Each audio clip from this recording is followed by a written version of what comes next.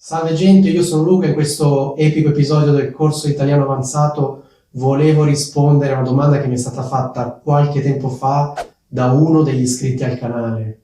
Questa persona in sostanza mi aveva chiesto se potessi parlare dell'espressione a misura d'uomo e mi aveva spiegato che in sostanza pensava di aver capito, però voleva una conferma, voleva che facessi degli esempi a riguardo, perché non era sicura di aver capito cosa significasse l'espressione. Allora, innanzitutto mi scuso se rispondo soltanto adesso, ma il fatto è che io in sostanza procedo con uno scheduling piuttosto dettagliato, quindi so già molte settimane prima che video devo fare un determinato giorno. Quindi a me fa sicuramente piacere ricevere delle richieste e sicuramente in futuro, se riceverò altre richieste, farò dei video di risposta. Il problema è che non riesco a rispondere subito, magari lo stesso giorno, ma rispondo sempre con qualche settimana di distanza, perché comunque ho questo scheduling piuttosto rigido, diciamo. Spero comunque che questo video possa essere utile anche ad altre persone. Il fatto è che l'espressione a misura d'uomo è piuttosto strana e difficile. Io stesso, la prima volta che l'ho sentita, sarà stato quando avevo 12-13 anni, non ero sicuro di aver capito cosa significasse e soprattutto mi sembrava un'espressione strana. Perché dico strana? Perché comunque è un'espressione diversa da tutte le altre, non è un'espressione troppo trasparente, cioè in italiano non ci sono espressioni simili. Quindi mi immagino benissimo che per uno straniero che studia l'italiano questa espressione non sia troppo chiara. Come dicevo, anche io ho avuto difficoltà con questa espressione. La prima volta che l'ho sentita era nel contesto dello sviluppo sostenibile, dell'ecosostenibilità, del rispetto dell'ambiente, eccetera, eccetera. Se non ricordo male, era una lezione di educazione tecnica.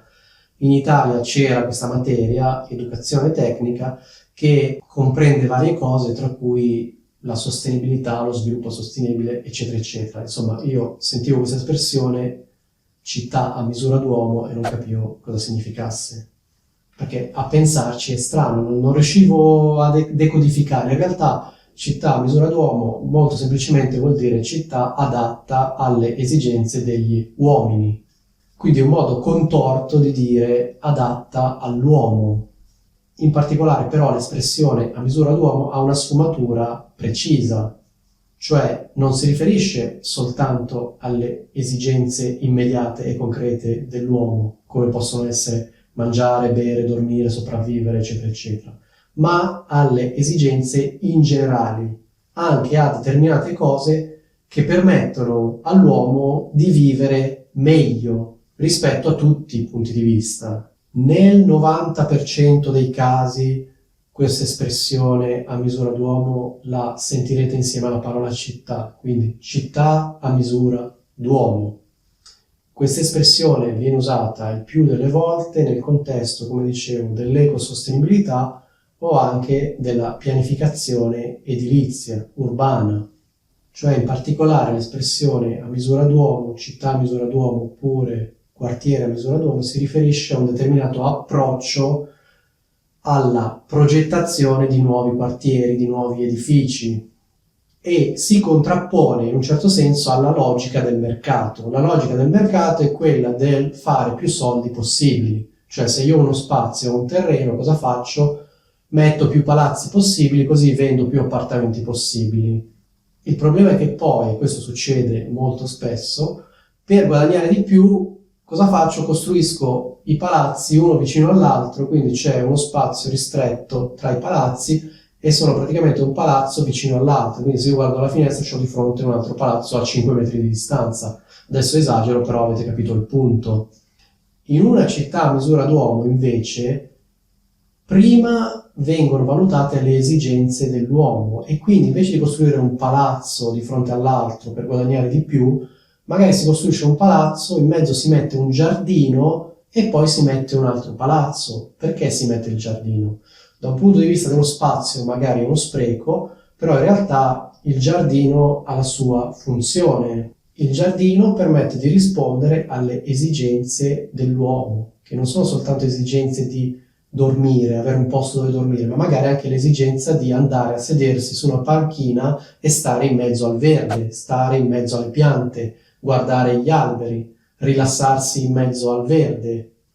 Quindi in questo senso una città a misura d'uomo è una città sviluppata e progettata tenendo conto non soltanto delle esigenze immediate, concrete dell'uomo, ma anche di esigenze di un livello superiore, ovvero di cose che permettono all'uomo di vivere meglio. Quindi, quando si progetta una città a misura d'uomo, non si tiene conto soltanto del guadagno, di quanto si può guadagnare, dell'ottimizzare lo spazio rispetto agli appartamenti che possiamo vendere, ma anche delle persone che un giorno andranno a vivere in questi appartamenti. E quindi, in un certo senso, l'espressione a misura d'uomo indica un approccio che vuole correggere l'approccio, diciamo, per certi aspetti disumano, dettato dalle leggi di mercato, cioè dal voler guadagnare sempre di più, dal progettare un quartiere per guadagnare il più possibile. Quindi se l'approccio tradizionale è io ho questo terreno, voglio guadagnare il più possibile, quanti appartamenti ci devo mettere, nella città a misura d'uomo il tutto parte idealmente dalle esigenze dell'uomo, cioè tenendo conto della gente che andrà a vivere in questi appartamenti. E quindi magari in un quartiere che viene costruito vengono messi dei giardini, vengono messe delle panchine, viene messa una palestra, viene messa una biblioteca. Sono uno spreco di spazio? No, sono cose che servono per rispondere alle esigenze, per così dire, spirituali, o comunque non immediate, non concrete, degli uomini che andranno a vivere in quegli appartamenti. Quindi ecco, a misura d'uomo indica proprio questo approccio alla pianificazione urbana, l'idea che noi dobbiamo costruire la città secondo le esigenze dell'uomo, perché altrimenti andiamo a finire verso città che sono state pianificate con la logica del guadagno, del guadagnare il più possibile, che però non sono vivibili, perché fondamentalmente ci sono dei palazzi uno accanto all'altro, dei quartieri interamente fatti di grattacieli, non c'è neanche un albero. Ecco, questi quartieri non sono a misura d'uomo, quindi in sostanza a misura d'uomo è un modo contorto di dire adatto oppure adatto agli uomini.